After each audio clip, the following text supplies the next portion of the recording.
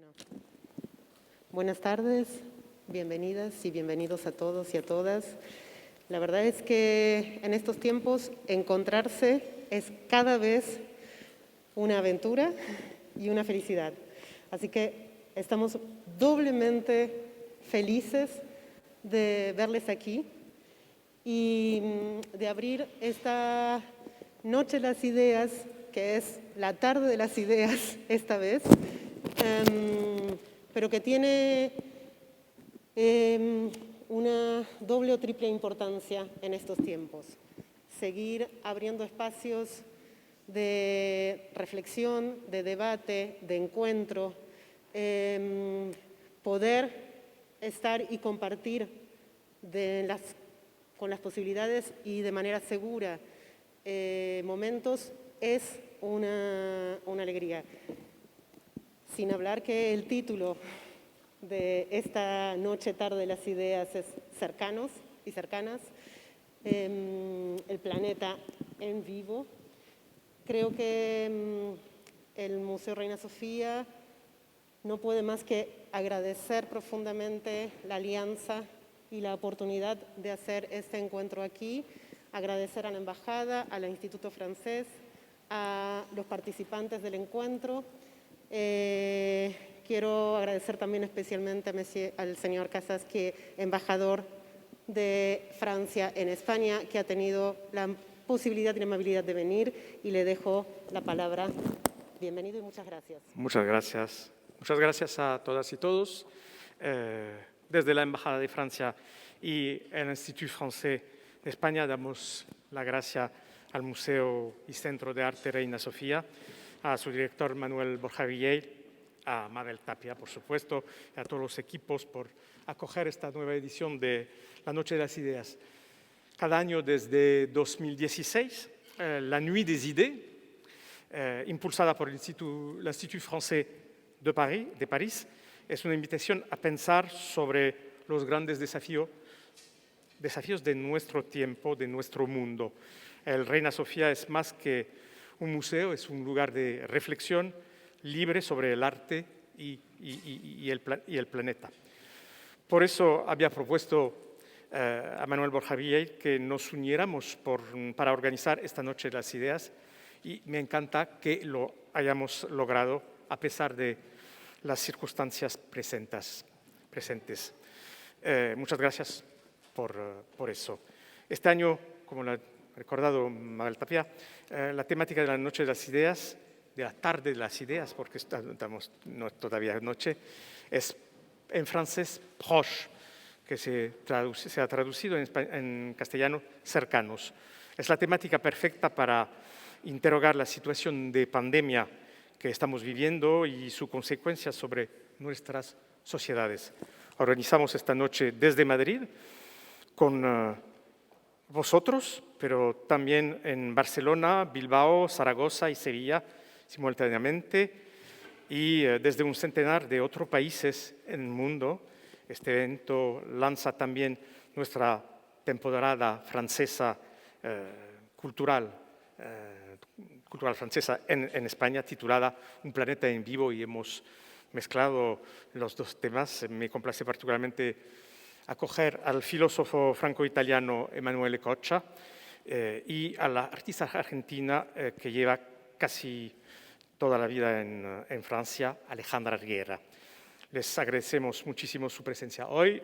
Gracias también a María González Reyes, que moderará el debate, y a Itziar Ocariz por la performance Respiración Oceánica. Les deseo a todos una muy feliz fiesta de las ideas, que sea una noche regeneradora, vivificante, un espacio para pensar y compartir el mundo. Muchísimas gracias por estar.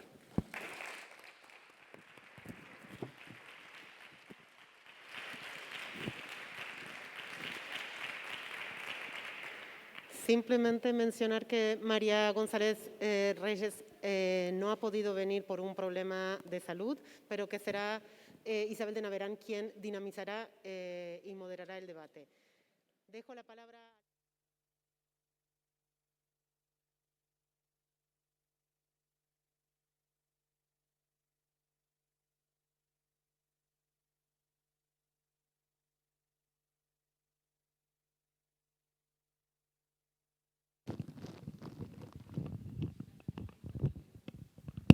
Hola, muchísimas gracias, Alejandra.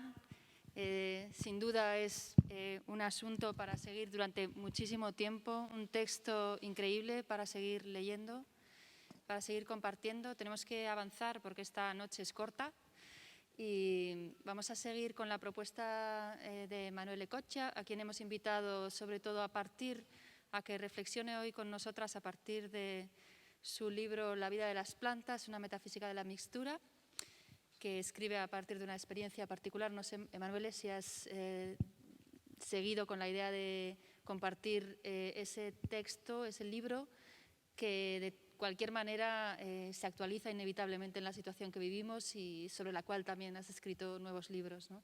Gracias, bienvenido y adelante. Gracias a ti y muchísimas gracias por la invitación. Soy muy contento y feliz de estar aquí en este lugar así precioso e importante. Y pido disculpas porque voy a hablar francés, pero después podemos dialogar en espagnol también. Ce que je voudrais faire aujourd'hui, c'est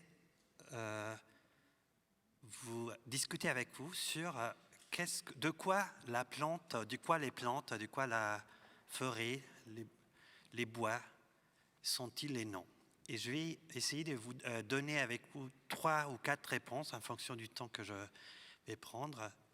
Et je vais essayer de vous montrer qu'une plante est tout d'abord, ou que les plantes sont tout d'abord l'origine du monde. Elles sont l'origine de la ville, de l'expérience urbaine, de l'expérience politique. Elles sont l'origine de la technique, de tout ce qui est de l'ordre du maniement du monde, de la transformation de la matière. Et je voudrais terminer, si on a le temps aussi, sur une réflexion autour de l'intimité qui nous relie à l'être de plantes et à l'être de tous les autres êtres vivants. Donc tout d'abord, les plantes comme origine des mondes. Ceux dont les plantes sont les noms, ou c'est ceux dont vous faites expérience à chaque fois que vous rencontrez, vous êtes en face d'une plante, n'importe quelle plante, ce n'est pas juste un mobilier quelconque du cosmos, c'est surtout les points de départ du monde. C'est un petit Big Bang qui est en face de vous. C'est grâce aux plantes que le monde tel que nous les habitons et nous les vivons est possible, et c'est à partir de leur corps que le monde se déploie. Ceci, c'est quelque chose que chacun et chacune de vous peut lire dans n'importe quel manuel de botanique, même au lycée, mais c'est quelque chose sur lequel on n'a pas, dont on n'a pas tiré les conséquences jusqu'au bout.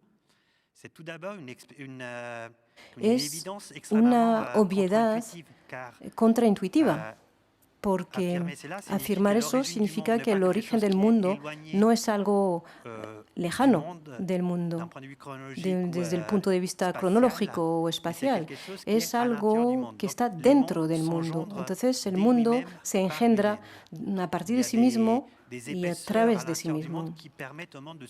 Ciertos elementos permiten al mundo que se despliegue. Entonces cada vez que veis una planta, veis una de estas semillas dentro del mundo, a partir de estas semillas el mundo se puede desplegar. Entonces esta capacidad cosmogónica de las plantas, entonces deberíamos considerarlas como nuestros ancestros, como divinidades que han engendrado el mundo, igual que el Dios cristiano o otros mitos. Y había que tener cierto respeto hacia estas divinidades.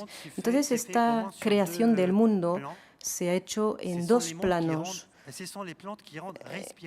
Las plantas permiten que el mundo sea respirable. Sabéis muy bien que gracias a la fotosíntesis, estos seres muy misteriosos consiguen producir energía para sí mismas, pueden captar el CO2 que están en el aire y transformarlo a través de su cuerpo y liberar el oxígeno. Entonces, gracias a estos seres, el aire es respirable. Estos seres nos dan nuestro soplido, nuestro aliento.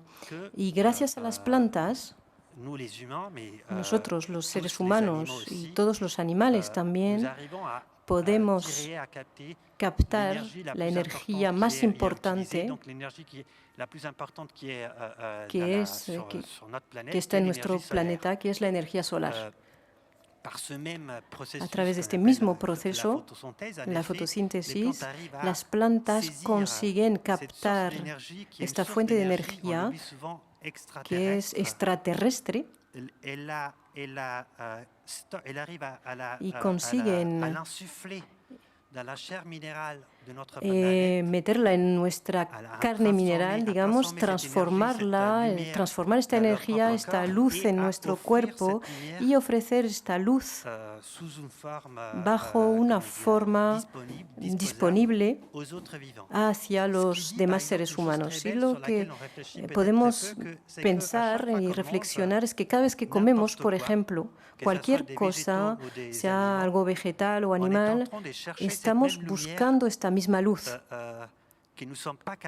que no conseguimos captar directamente.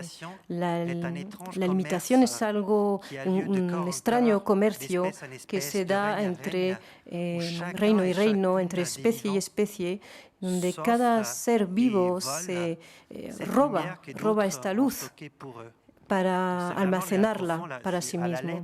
Entonces, la limitación es la cosa más luminosa que existe en la Tierra y la cosa más espiritual que existe en nuestro planeta.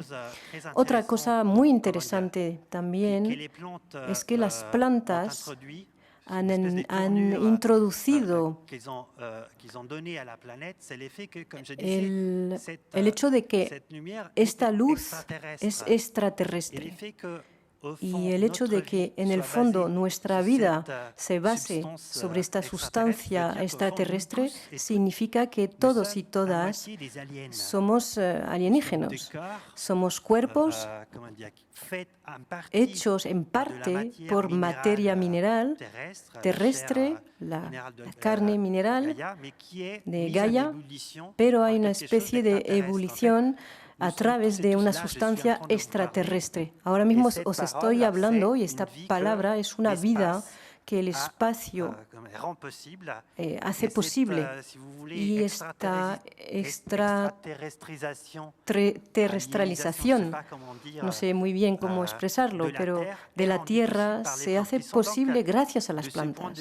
Y desde este punto de vista son como mediadores extraños, seres que están en el umbral entre el cielo y la Tierra, lo terrestre y el espacio, y que hacen de nosotros unos alienígenas. Entonces, eso es lo que deberíamos primeramente ver cada vez que miramos a una planta, incluso en vuestras casas.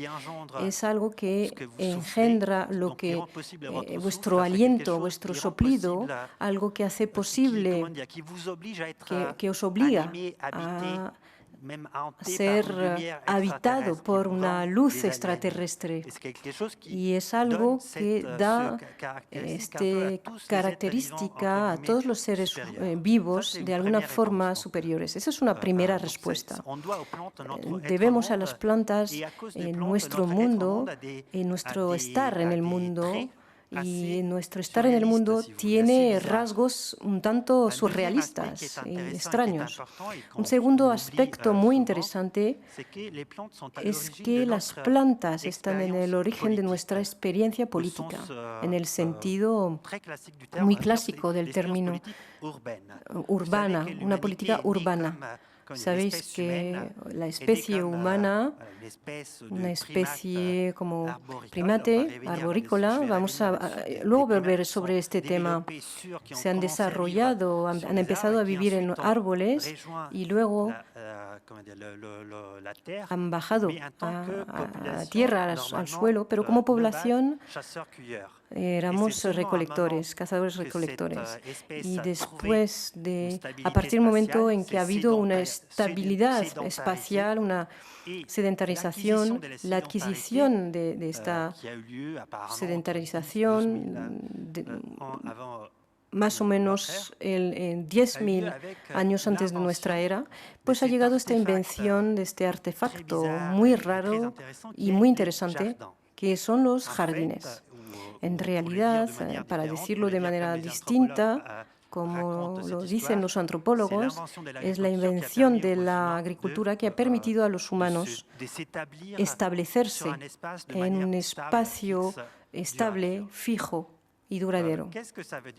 ¿Y eso qué significa? Para decirlo de una manera un poco rápida, a partir del momento en que una comunidad decide ligar su vida en una relación de fidelidad, en un conjunto de árboles, sobre todo de especies vegetales, de árboles, es una huerta. No es un jardín solo de disfrute. Y a partir del momento en que existe esta relación con estos seres fijos que nos dan de comer, pues decidimos instalarnos en este espacio de manera fija, es decir, adquirir las mismas relaciones con el espacio que las plantas. En la ciudad vemos que hay algo, una forma de bogarismo vegetal. Cada vez que piensas que eres un ser urbano, me gusta la ciudad, es decir, me gusta quedarme 20, 30, 60 años en el mismo espacio, no expresas algo que es natural, esencial, dices que quieres ser como un árbol. En el fondo, has interiorizado el mismo modo de ser que un árbol. Y eso se ha hecho de manera colectiva, común. Hemos construido una ciudad, hemos decidido instalarnos al lado de estos jardines con todas las consecuencias que nacieron de esta decisión, porque los antropólogos nos dicen que fue a partir de ese momento cuando la sociabilidad se ha vuelto compleja, que ha habido una división estricta, por ejemplo, del trabajo. Los que trabajan en los jardines, los que empiezan a conservar las reservas, almacenar el grano. Entonces hay fenómenos sociales que van emergiendo, pero eso no es lo que más me interesa. No os voy a repetir lo que dicen los antropólogos, pero la primera vez que se presentó esta idea fue a través de un antropólogo, Urgon Chai, que ha inventado el concepto de revolución neolítica. Hablaremos de eso después. Es decir, que la invención de la agricultura, de esta manera de cosechar, de plantar en un jardín, pues ha sido muy específica después de esta revolución y después hemos podido desarrollar más revoluciones técnicas. Es interesante abordar también otra dimensión, la tercera, y es que si debemos la vida a las plantas, pues debemos a estos seres vegetales la vida, y si consideramos que los jardines son el origen de la ciudad, existen consecuencias que son importantes para nosotros, sobre todo hoy. Isabel nos hablaba de la cuestión de las plantas, es algo que nos cuestiona mucho hoy en día. Primero, es muy contraintuitivo decir que el jardín no es algo que interrumpe, que rompe la continuidad vegetal. Es el núcleo central de toda ciudad. Imaginaros, por ejemplo, en Madrid. El núcleo original históricamente de Madrid es un jardín. El origen de París, Dakar, Nueva York es un jardín. Y veis que lo que ocurrió es que este jardín poco a poco se ha exiliado fuera de las puertas de la ciudad y la ciudad ha ido hacia algo muy mineral. Entonces, la oposición que existe hoy en día todavía entre distintas lenguas latinas, entre la ciudad y el bosque, cuenta esta dialéctica extraña entre jardín y ciudad. Sabéis que bosque, forêt, en francés, forest,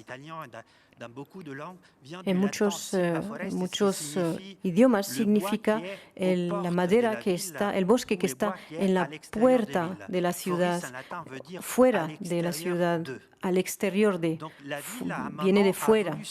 Entonces, ha habido una necesidad de reafirmación contra los jardines, un espacio monocultural, primero, y es el sueño escondido de cada ciudad sería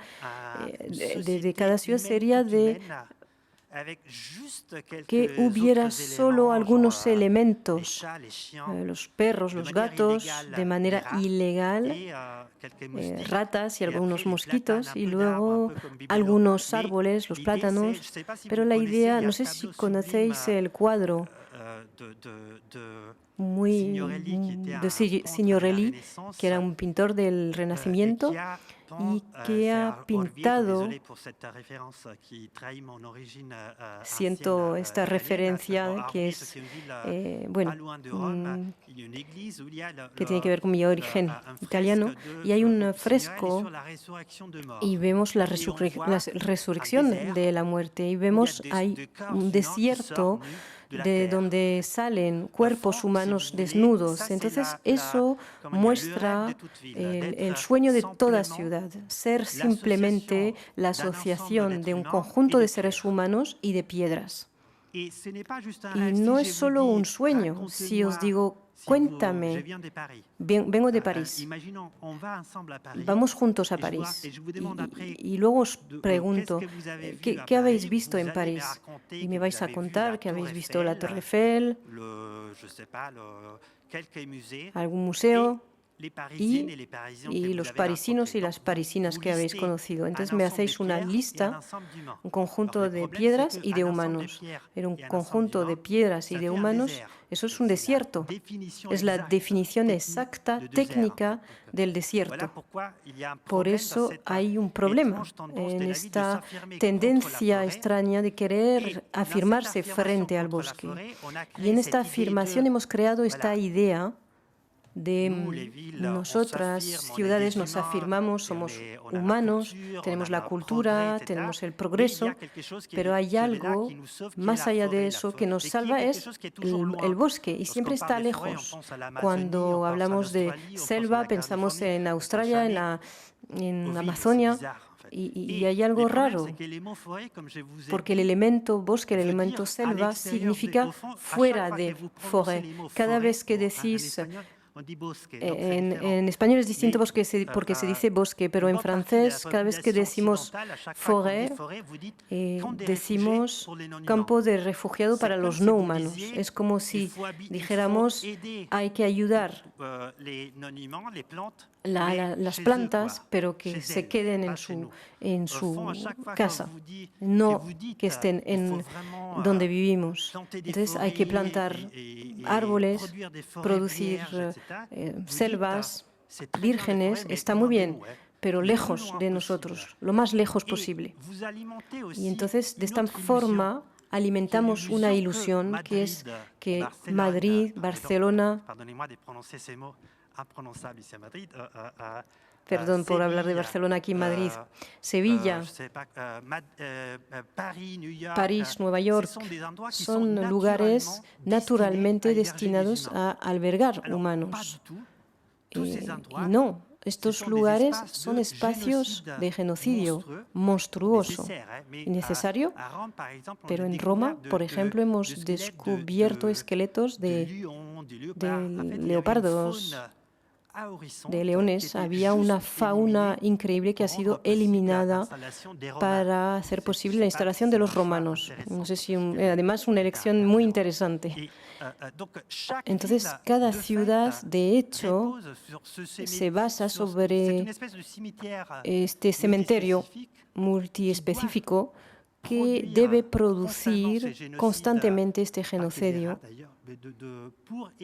para evitar que la selva, el bosque, invada estos espacios. Entonces, existe esta paradoja, debemos a los árboles, a las plantas, nuestra experiencia urbana, pero hemos sublevado esta experiencia contra las plantas. Entonces, algo tiene que cambiar, debemos cambiar algo y desde este punto de vista, todo lo que la arquitectura contemporánea hace hoy es muy interesante, pensando en bosques urbanos y mezclando dos conceptos y dejando los más teorías más interesantes. Hay un rascacielos, por ejemplo, 2 rascacielos en Milán, construidos por Stefano Boeri. Lo llaman bosque vertical y son rascacielos habitados por árboles. Es un proyecto que se ha propuesto por un arquitecto muy loco, en el sentido positivo, que se llamaba Hundertwasser, austriaco, y había construido también en Viena otros edificios con árboles, pero aquí tenemos un rascacielos, una torre, donde en cada piso, cada planta, hay plantas de 4 o 5 metros. ¿Por qué es interesante? Pues desde un punto de vista, por supuesto no es la solución, pero es interesante, esta idea es interesante porque primero, en vez de decir para salir de esta dialéctica entre lo mineral y lo vegetal, muchos arquitectos piensan en huir de la ciudad, rechazar la modernidad, deshacerse de la técnica y decir que hay que volver a formas de habitación, de hábitat más distinto. Y no europeo, hay que volver al campo. Esto es un sueño romántico, a veces muy colonial, porque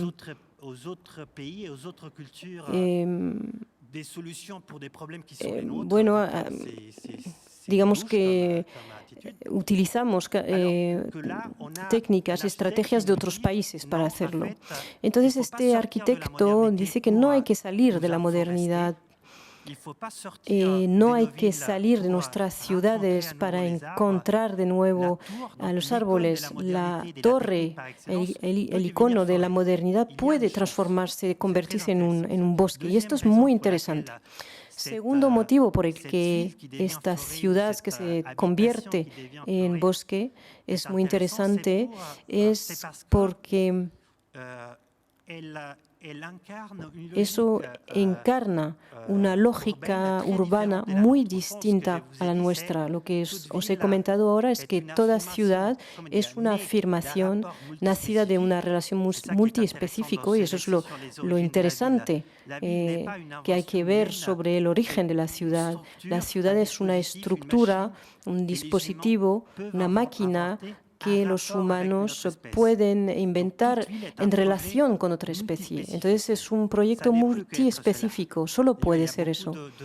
Y hay un arquitecto, no sé si lo conocéis, Caroline Steele, una arquitecta que ha escrito 2 libros muy interesantes donde analiza la ciudad a partir de la limitación. Se dio cuenta de que si miramos las ciudades a partir de la limitación, deberíamos decir, pues Madrid no solo es la superficie ocupada por los madrileños y los edificios, son otros territorios ocupados por las vacas, el trigo, los manzanos que coméis todos los días. Entonces, toda ciudad es una relación multiespecífica, un proyecto agrícola ignora, que se ignora.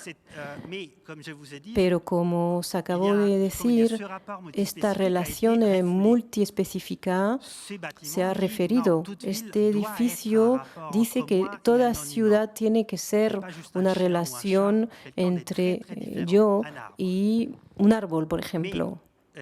No solo con un perro o un gato. Y hay otra cosa también. La torre, la casa de los hombres y las mujeres, se convierte en la casa de los árboles. Pero si miramos esta torre en detalle, lo más importante no es solo el hecho de que estos dos rascacielos permiten limpiar el aire de Milán, sino que también han importado una población ornitológica que había desaparecido. Pájaros, por ejemplo, yo he vivido ahí durante unos días y hay muchísimos pájaros que ya no se veían en Milán. ¿Por qué es interesante, más allá del estupor un poco tonto y romántico de un urbanitas que vea estos pájaros? Pues en realidad esto hace explotar esta idea de imbricación. Es decir, que en el fondo la casa del hombre es la casa de los árboles, la casa de los pájaros. Entonces es como las muñecas rusas, que hace que la presencia de una especie en la ciudad ya no es algo que hay que rechazar. Es una posibilidad de instalación de otras especies. Y esto es la lógica de yo creo que las ciudades del futuro deberían adoptar esta lógica. Un lugar donde la presencia de una especie atrae a muchas más. Entonces, un lugar de explosión de la biodiversidad y no un lugar de sacrificio de esta biodiversidad. Me queda un poquito de tiempo. 10 minutos. Os había hablado de 3 puntos y voy a llegar a este tercer punto. Sí, tengo 3 minutos para darles una visión más global. La tercera dimensión es la técnica. Si les pregunto ¿cuál es el artefacto técnico más desarrollado que han tocado, conocido? La mayor parte de ustedes, yo mismo, sacaría su teléfono portátil y diría es esto. Y esta actitud, y lo que es muy sorprendente es que de hecho mostraríamos como artefacto técnico más desarrollado un trozo de piedra, mineral. Y esta idea de que para medir los progresos técnicos hay que ir a buscar las relaciones entre la especie humana y la piedra es una idea que en parte es muy antigua. Recordemos que los ancestros hablaban en Europa de la edad de piedra, la edad de oro. Pero se hizo científico para darles una fecha, en 1865, en el momento en que un arqueólogo inglés inventó la división entre paleolítico y neolítico. Es decir, la idea de que hay una revolución que se operó a partir del momento en el que se encuentran objetos, artefactos de piedra, un poco más complejos, diferentes de lo que se encontraba antes. Esta idea, que es una forma posible de interpretar los datos arqueológicos, es una falsa buena idea, porque hace pensar que los primeros artefactos técnicos no eran para nada de piedra, eran de madera. Sin embargo, porque con la madera se intentó producir los primeros objetos, los primeros instrumentos. Sin embargo, la madera tiene una duración enormemente más corta que la piedra. Así que no tenemos pruebas y nunca tendremos pruebas de ello. Hay que acceder por especulación, mediante relatos. Pero es evidente que, como ser arborícola, en el cuerpo a cuerpo con los árboles, ¿cómo decir? Hemos robado al resto de seres secretos de cómo transformar el mundo a partir de su propio cuerpo. Y de hecho, tenemos una prueba aquí. Esta sala está hecha con los cadáveres de cientos de árboles, como sus casas. Así que la técnica, aún así, esa relación existe entre nosotros y el resto de especies, en las plantas. Y eso es lo primero para lo que es importante decir, no, no es la piedra.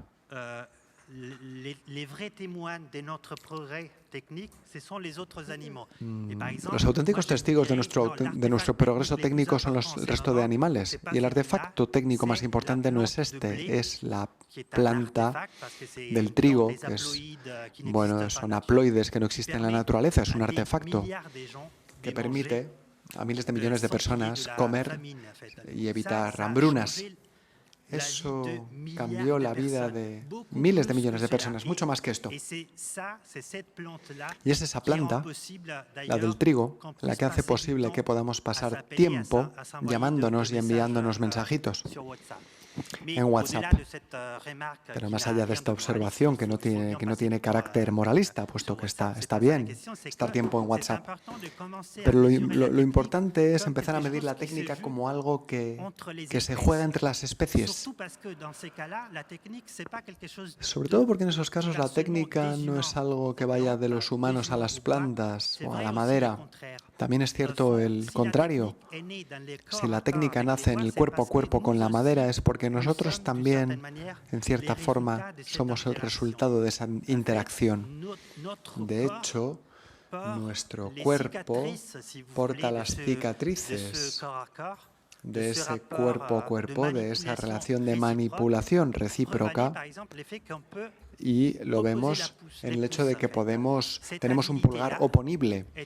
Esta habilidad de oponer el pulgar es algo que los árboles nos han empujado, obligado a desarrollar. ¿Por qué? Porque los humanos son primates arborícolas y era para agarrarse mejor a las ramas, y por eso pudimos oponer el pulgar. Además, tenemos, por ejemplo, ojos muy cercanos entre ellos en el rostro, a diferencia de los pájaros, que los tienen a cada lado porque tienen que tener una visión más panorámica. Nosotros hemos tenido que desarrollar, a causa de los árboles, esa relación de cercanía de los ojos, porque era necesario ver la profundidad del campo visual, si no podríamos caer y morir. Así que ahí también la estructura anatómica de nuestro cuerpo es un artefacto, una consecuencia de la acción técnica de los árboles en nuestro cuerpo.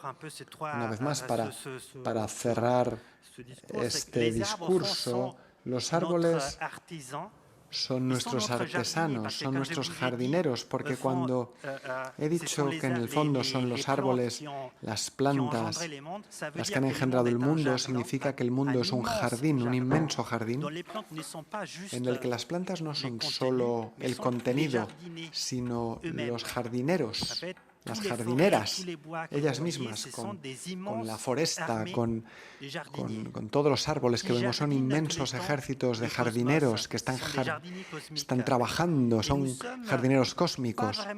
Y realmente no somos los agricultores, somos también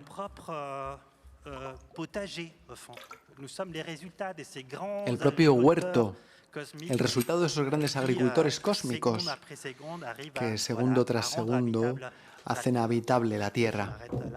Y me detengo aquí. Había otro punto que quería destacar sobre la intimidad entre todas las especies, pero creo que lo dejaré para el debate, así tenemos más tiempo. Muchas gracias.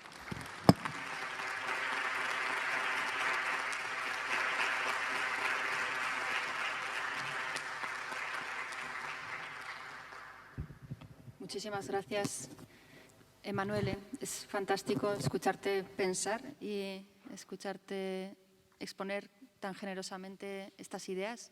Espero que en este breve debate, que va a durar unos 25 minutos, se pueda retomar estas ideas y podamos sacar algo en común. Decir que bueno, el libro de Manuel, el libro de La vida de las plantas, también lo podéis encontrar en castellano. Y a la vez que el texto que mencionaba Alejandra, Dic Cabe, nunca sé muy bien cómo decir, Dic Cabe, se publicó como un anexo del número Los Campos, editado por Pedro G. Romero, de la revista Concreta. Y es un texto preciosísimo que ha sido un placer escuchar hoy de manera actualizada, traída al presente también por parte de Alejandra. Entonces, bueno, yo he tomado muchas notas, hay muchas cuestiones que podrían entrecruzarse entre las dos propuestas, pero no queremos, sobre todo, perder la oportunidad de escuchar vuestras voces, de escuchar vuestras preguntas o comentarios que podáis tener, porque como tenemos muy poquito tiempo antes de la performance, vamos a abrir directamente el debate a preguntas y a tratar de hilar estas dos propuestas tan bellas, tan significativas. Y hay un micrófono de sala, ¿sí? Hay una persona que puede acercar el micrófono a quien tenga algún comentario, alguna pregunta. Podéis hacerla en castellano porque ellos pueden recibir la traducción, o en caso de Manuele, tú entiendes también castellano, ¿verdad? Así que si hay alguien que quiere hacer alguna intervención.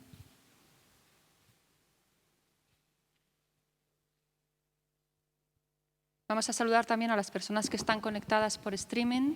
Estaremos atentas por si también surge algún comentario por esa vía. Así que sentiros libres de hacerlo, quienes estáis en vuestras casas o en otros lugares o países. Aquí estamos. Y bueno, a mí, así como un poco caprichosamente, me parecía que había mientras la gente se va animando a hacer comentarios, había una imagen muy bonita que ha surgido cuando hablabas de las plantas como esas mediadoras, ¿no? entre el cielo y la tierra, como esas mediadoras entre lo extraterrestre o lo que está como fuera de la tierra que pisamos, en la que vivimos, la que habitamos. Y esa imagen que ha sido tan... un momento en la exposición de Alejandra, cuando Alejandra nos presentabas este cuadro del cual no tenías imagen, el cuadro en el que hablas del horizonte, de un horizonte que no es recto, de un horizonte que parece que estuviera moviéndose, un horizonte que es como una especie de bola, un volumen, ¿no? que tiene volumen, me hacía pensar, porque además, precisamente en el texto que has compartido, el hecho de no ver la imagen y de poder escuchar tu descripción de este cuadro de Cella Stotja, me hacía pensar como en esa posibilidad, ¿no? En esa posibilidad que de alguna manera existe de pensar como las plantas como un horizonte que se va moviendo, ¿no? O sea, las plantas como una especie de horizonte móvil que respira y que de alguna manera conecta como algo que nos está afectando, de lo cual también somos parte, pero también algo en lo que estamos enraizados, que es la tierra, y que de alguna manera estamos materialmente vinculados a ella de una manera muy concreta, ¿no? Bueno, yo quería compartir como esta imagen. No sé, Alejandra, si tienes algo que decir al respecto también de la propuesta de Cotcha. Yo, la verdad que empecé como 4 veces ideas distintas para esta noche y al final me quedé con la ramita. Con la ramita porque me parecía que nos traía a una cuestión de escala. Y dejé de lado de hablar de las plantas, que podría también hablar muchísimo tiempo, y también sobre la obra de la escritura de Cotcha, que yo he leído atentamente. Lo dejé de lado por ese pedacito, que es como un pedacito que ya está muerto, por una cuestión que es algo que se nos da, ¿no? Diferente un poco de la hoja seca que va a servir al árbol. Me quedé pensando en un pequeño dictón, se dice, Rom, que dice: todo lo que no es dado se pierde. Es decir, que empecé pensando que quería hablar de las plantas y al final no lo hice. También hubiera podido hablar sobre el trabajo colectivo que que intento hacer también con muchas otras personas. Por ejemplo, había invitado a Cocha a una escuela en un momento en el que había solo un parking y ahora ya hay un lugar mucho más acompañado, más vivo, ¿no? Fue todo un proceso. Y al final pensé que estaba bien hablar sobre una escala pequeña de lo que se puede tomar, por ejemplo, del bosque. Y efectivamente hablé más de bosque que de jardín, porque me parece un poco intuitivamente que es lo que tú dices, que está aquí, yo lo veo muchas veces porque me intereso mucho sobre lo que no se ve, lo invisible, ¿no? Todo el trabajo abajo. Y por eso me pareció que esa ramita era importante, porque es una escala de una economía que se ha perdido en un momento también en el medioevo, el ramassage de bois mort se vio prohibido, el bosque estaba más habitado por mucha gente, habitado por todos los árboles, las plantas, los insectos, pero también por algunas personas que habitaban con, y después eso efectivamente se cortó y ahora hay superficies enormes para los humanos, ¿no? Solamente. Y yo estoy de acuerdo con esa idea menos romántica, que alejarse de crear brechas en las que podamos retomar la vida con. Y eso sin romanticismo, porque me recuerdo que cuando Emmanuel ha venido a Bourges había recordado, hablando de las plantas, esta catástrofe del oxígeno, ¿no? Creo que se llama así, cuando hace muchísimos años la aparición misma de tanto oxígeno ha provocado la muerte de lo que vivía en esas épocas anteriores. O sea que nosotros somos un poco también una catástrofe. La cuestión es cómo hoy en día logramos no solo pensar en lo que nos rodea como dónde estoquear aquí, dónde expoliar allá, sino de eso, ¿no? De dar y recibir. Me parece importante. No lo estoy exprimiendo muy bien en español, pero... Et oui, donc à propos des plantes comme médiateurs, je voudrais peut-être élargir encore plus la question et dire qu'en fait, la vie est toujours médiée par notre vivant. En fait, il n'y a jamais un accès immédiat à la vie. Tout d'abord, vous savez très bien, chacune et chacun de nous a dû voler la vie à quelqu'un qui était déjà vivant. Nous sommes tous et toutes fils et filles, c'est-à-dire littéralement, on est la seconde fois, la deuxième fois d'une vie qui a déjà vécu, de deux vies qui ont déjà vécu.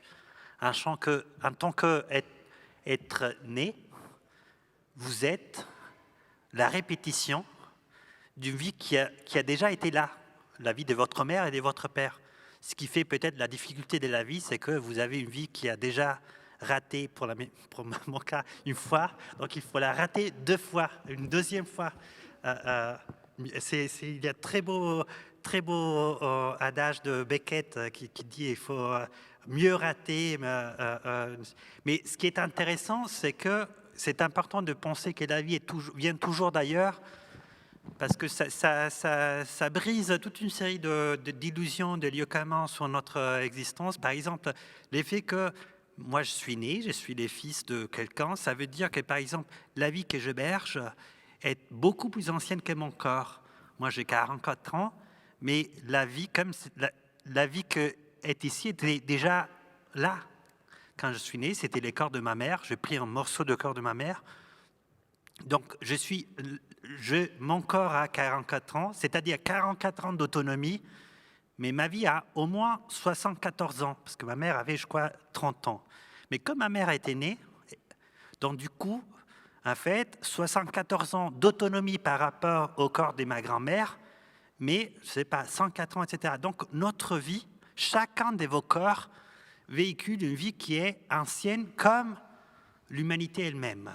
Et comme l'humanité est née, comme on dit, à voler les corps et la vie à d'autres espèces, on peut remonter à l'origine de la vie. Donc, votre corps a peut-être 30, 20, 10 ans d'autonomie, mais à un âge qui correspond à l'âge de la vie sur Terre.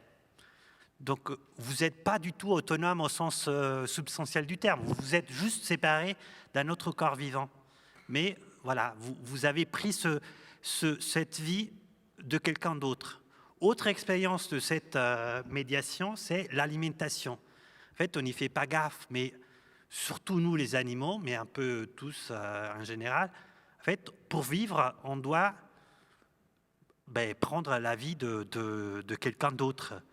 On masque cela tout d'abord en faisant de la bonne gastronomie, en disant c'est du rouge, c'est du pimenté, etc., mais c'est du vivant.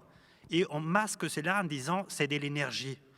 C'est une métaphore un peu bête, parce que si c'était vraiment de l'énergie, on pourrait prendre une prise électrique et produire de la nourriture pour enfants. Ça ne marche jamais, en fait. Donc, on n'a pas besoin de l'énergie, on a besoin du vivant. En fait, on mange que du vivant.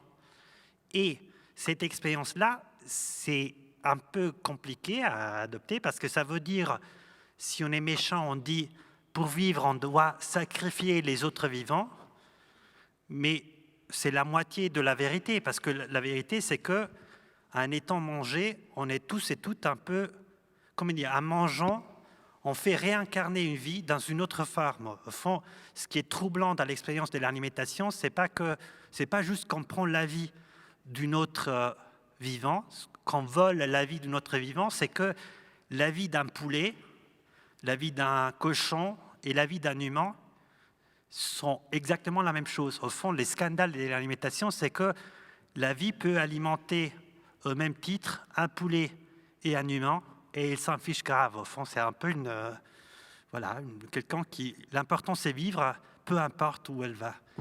Et c'est important parce que je veux pas... On sait longtemps, on a fétichisé l'humanité, on ne doit pas non plus fétichiser les plantes ou les végétaux, on doit fétichiser la vie. En fait, la vie, c'est cette étrange chose où toutes les espèces se donnent à vivre réciproquement. C'est très bizarre si vous y pensez. À travers la naissance et à travers l'alimentation, il y a cet échange quotidien de corps, des vies, des pensées, des sensations. Mais on est tous et toutes très serrés les unes les autres. Et est-ce que j'ai 2 minutes? Parce que je vais vous raconter à ces propos une histoire pour vous montrer à quel point la vie est vraiment une seule. Il y a une seule vie qui traverse tous les êtres vivants. Il y a beaucoup de manières de raconter cela. On peut raconter la théorie de l'évolution de Darwin, etc. Mais il y a une histoire très belle qui a été racontée pour la première fois par Platon, grand philosophe grec, qui à un moment raconte une histoire très curieuse dans un de ses dialogues qui s'appelle les Protagoras, où il raconte en fait, il doit raconter l'histoire de la technique, comment la technique est née sur Terre.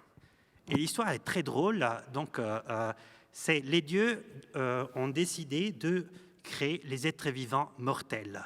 Et ils confient cette tâche à 2 gars, à 2 divinités, mais un peu inférieures, qui s'appellent Prométhée et Épiméthée. Prométhée et Épiméthée, en grec, signifie quelque chose comme celui qui arrive un peu trop tard à l'idée.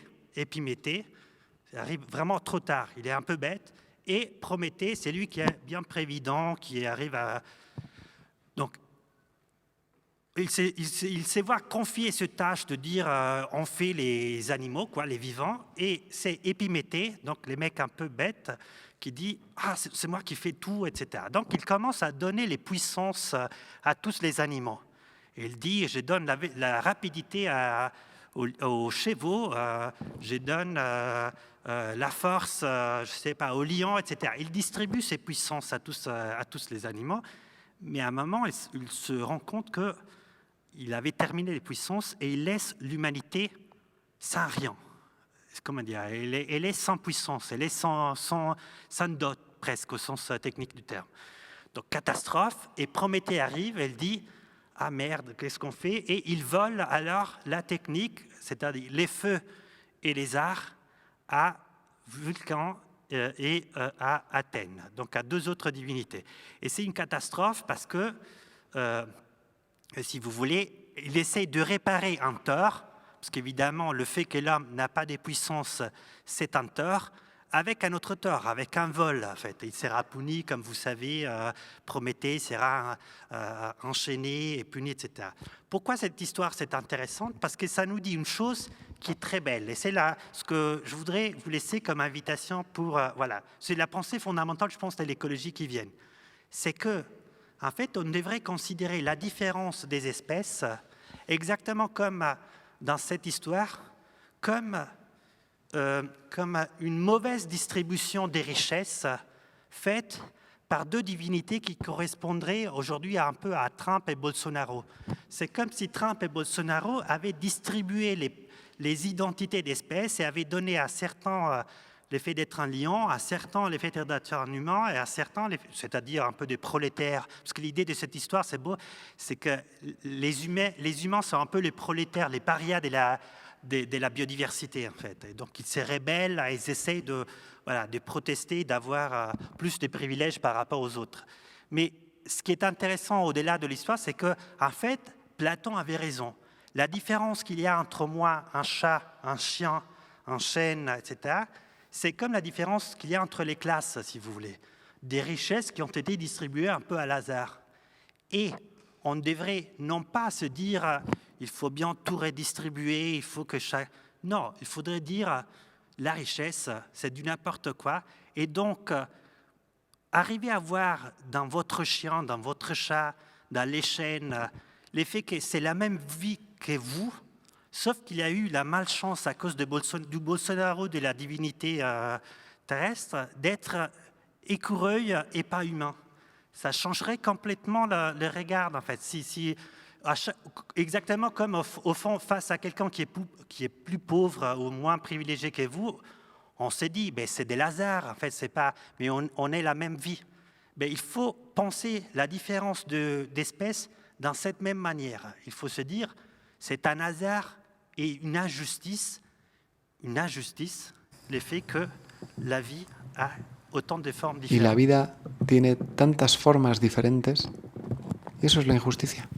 Esto que estás comentando ahora me hace pensar también en la manera en la que Alejandra se fija y escribe sobre la pintura de Cella Stoja, recalcando cómo ella es una historiadora que a través de su mirada consigue precisamente, si lo he entendido bien Alejandra, de alguna manera recolocar el valor de esos elementos en una situación tan grave como la que vivió Cella del campo de concentración, cómo a través de su pintura realizada muchísimos años después consigue recolocar los elementos y poner como en el mismo valor, por ejemplo, algo tan atroz como la muerte de esos seres humanos con el surgimiento de unas pequeñas hojas en unos árboles al fondo del paisaje, ¿no? Y cómo de alguna manera es esa mirada la que precisamente reordena el valor de esa vida de una manera mucho más equilibrada, ¿no? O menos... con la que se permiten como menos abusos, ¿no? En la que de repente la vida se da en esos pequeños detalles. Que todo ese trabajo sobre la forma de mirar y de hacer lugar a través del mirar, ¿no? A través de una mirada que escribe y de una mirada que reescribe constantemente la existencia. Y también me hace pensar en esta idea de imbricación que compartías hace un rato, ¿no? De esa imbricación de cuando hablabas de reconsiderar las relaciones entre yo y el árbol, de reconsiderar esta vida, una vida dentro de otra.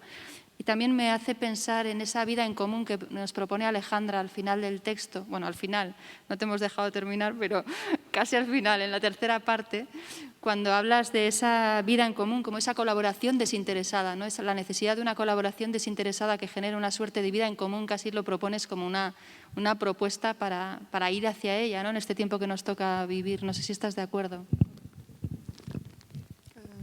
Oui, merci. Sí, gracias. Oui, je crois vraiment que Sí, a mí me ha ayudado mucho intentar escuchar lo mudo, que no es silencio, que habla. Y por eso entiendo muy bien,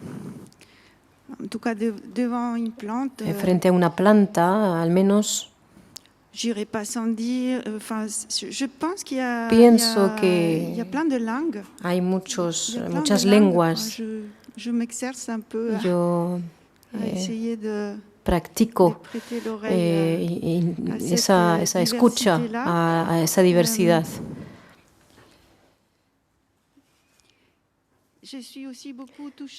También me ha emocionado mucho, no solo en este ejemplo, sino en la idea del lugar más que un jardín, un paisaje. ¿Cuál es este lugar? Porque nos han separado tanto de todo, es como si cada persona no fuera un lugar. Y esta idea tengo esa idea un poco tonta, quizás, que vamos donde vamos con la posibilidad de hacer un lugar. Y por eso, efectivamente, en las ciudades,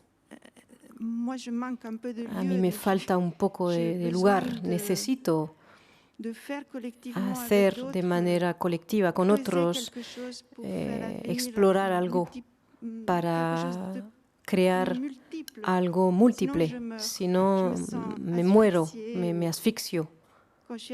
Y cuando llegué al hotel me dieron una habitación y miré en la habitación a través de la ventana, había un muro blanco y una foto también. Hay mucho cemento. Yo bajé y le dije que no iba a poder dormir en esta habitación, muy claustrofóbica. Yo creo que por eso he hablado de hacer lugar, y para mí va de la mano.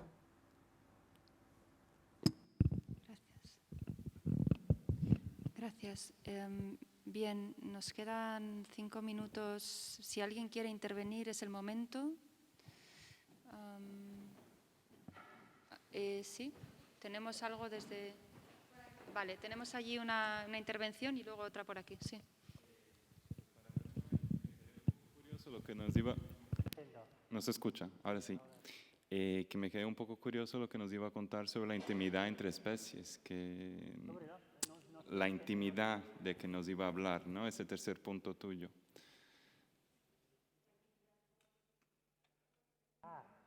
Si puedes resumir un poquito, porque me quedé con la curiosidad.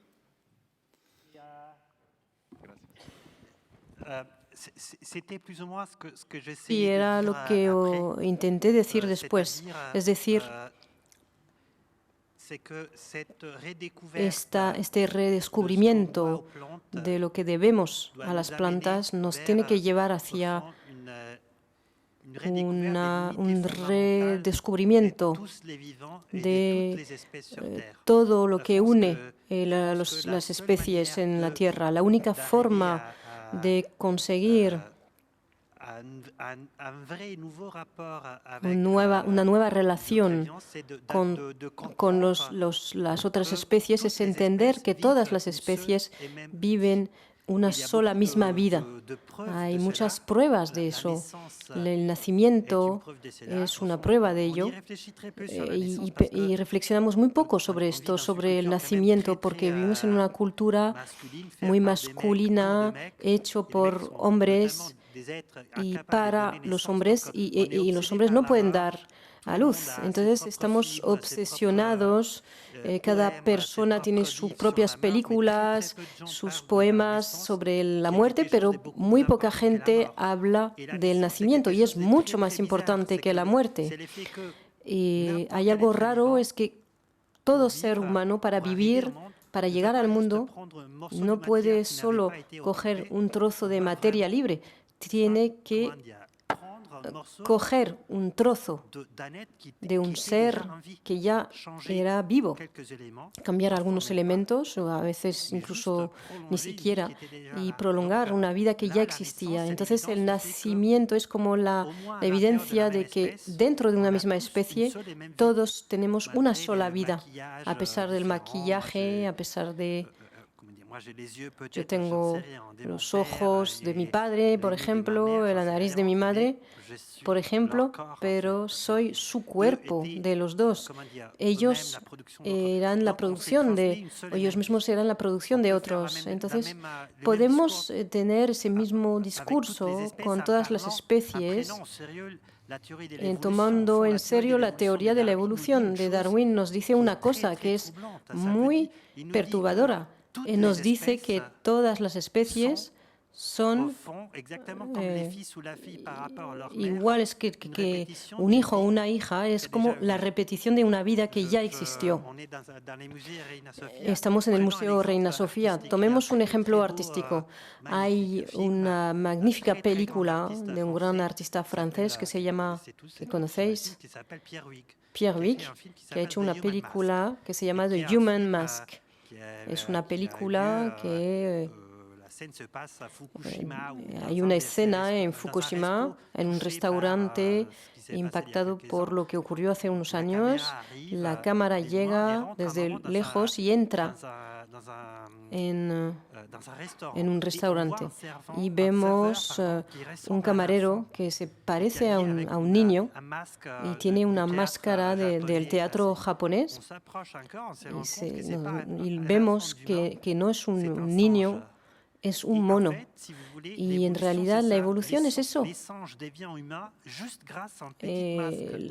Nos volvemos, el mono se vuelve humano solo a través de una máscara. Entonces, somos una especie de desafío hecho por los primates. Intentamos liberarnos de algunos pesos y vivimos de forma distinta, pero en nosotros la vida de los primates se ha mantenido y de todas las especies que están atravesadas por la vida. Y vemos que cada vez que nos miramos al espejo, vemos ojos, orejas, una boca, una nariz. Y estos órganos no los hemos inventado, los hemos sacado de otras especies y los compartimos con otras especies. Entonces, en el fondo, cada vez que nos miramos al espejo, no veis una especie, sino un zoo, una especie de zoo ambulante, una especie de resumen, y cada una de nosotros y nosotras somos un ser de la biodiversidad. Antes de mirar a nuestro perro, ya somos un zoo en movimiento. Entonces, eso es lo que hay que recuperar. Entonces, hay que respetar esta biodiversidad, y no porque sea algo sagrado, sino que es porque somos nosotros. Y lo que nos rodea es un archivo de vidas pasadas y futuras, de nuestro cuerpo, nuestra carne. Entonces, si no tenemos necesidad como comer o defenderse, hay que evitar matarnos. Muchas gracias. Creo y espero que las preguntas que han quedado pendientes, algunas sin formular, otras formuladas a través del chat, puedan haber sido en parte respondidas por estas otras respuestas, o en cualquier caso trasladaremos los comentarios y preguntas que se hacen desde el chat del streaming. Tenemos que avanzar y, bueno, cuando diseñamos esta Noche de las Ideas junto al Instituto Francés, al equipo de actividades públicas, pensamos en la invitación también al artista Itziar Ocariz, que ahora va a presentar su performance Respiración Oceánica. Itziar va a presentar la performance junto a Isar Ocariz. Itziar es una artista vasca muy reconocida. No me voy a detener ahora en avanzar, como tenía previsto, algunos hitos de su trayectoria, pero sí decir que lleva trabajando desde 1992, que, como sabréis, estuvo presente como artista junto a Sergio Prego en la última Bienal de Venecia en el proyecto Perforado por, comisariado por Pello Aguirre. Itziar está propuesta que vamos a ver ahora se llama respiración oceánica.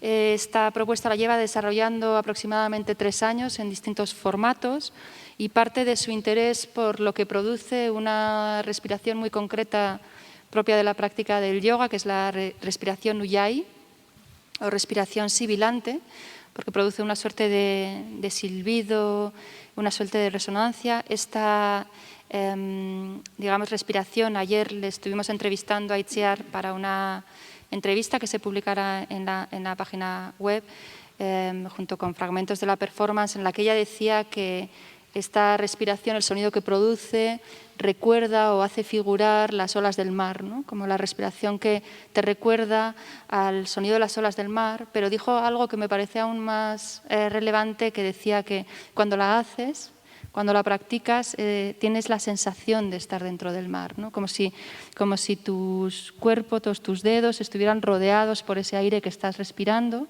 que en ese caso sería como el agua sobre el que estarías flotando en el mar o sumergida en el mar, ¿no? Me gustaría que nos quedáramos con esta idea para pasar a la performance. Deciros que la performance tiene una duración indefinida. Por lo tanto, lo que hemos acordado con la artista es que una vez llegado el momento de tener que abandonar la sala debido a las restricciones en las que nos encontramos, habrá un momento en el que se encienda la luz de público y poco a poco se indicará la salida para salir escalonadamente poco a poco y la performance seguirá sonando, funcionando. Así que quiero daros las gracias por vuestra generosidad, por las preciosas propuestas que habéis hecho hoy y esperando que resuenen con esta performance y gracias también por el debate, por las preguntas y por estar aquí.